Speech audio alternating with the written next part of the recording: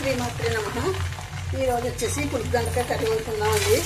అదేంటండి కొంచెం టైం ఎక్కువ అయిపోతుందనేసి నేను దొండకాయలు ఆయిల్లో వేసుకోండి.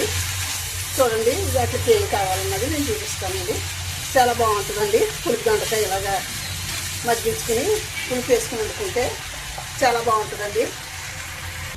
ఇప్పుడు ఒకసారి మొక్క తెచ్చుద్దామండి ఎలా ఉందో. అదే చూడండి మొక్కుతున్నాయి కదా. ఇప్పుడు మనం కొంచెం ఉప్పు వేసుకుందామండి.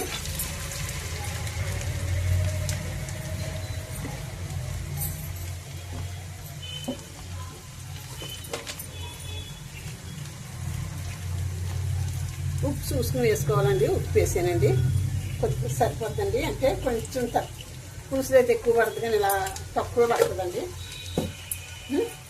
ఆనియన్స్ కూడా వేసేసుకున్నాము, పచ్చిమిర్చి కూడా వేసేసుకున్నాము, కొంచెం ధనియాలు జీలకర్ర పౌడర్ కూడా వేసుకుందామండి. కొంచెం కొద్దిగా పసుపు కూడా వేసుకుందాము తక్కువ. కొంచెం కారం కూడా వేసుకుందామండి, ఎక్కువ అవసరం లేదండి కారం అయితేనే. చిన్న బెల్లం ముక్క కూడా వేసుకుందాము. ఒక నిమిషం మనకు మగ్గితే అప్పుడు మనం పులుపు వేసేసుకుందామండి. ఒక్క నిమిషం మూత పెట్టుకుందాము. ముక్కలకి ఇవన్నీ పడతాయి కదా, మూత పెట్టుకుందాము. చూద్దామండి మూత తీసి. చూడండి మగ్గుతుంది కదా. మనకి ఏం చేద్దామంటే అండి కొంచెం కరివేపాకు కూడా చల్లుకుందామండి. కరివేపాకు వేసాను. ఇప్పుడు మనం ఇదిగోండి చింతపండు రసం కూడా వేసేసుకుందామండి.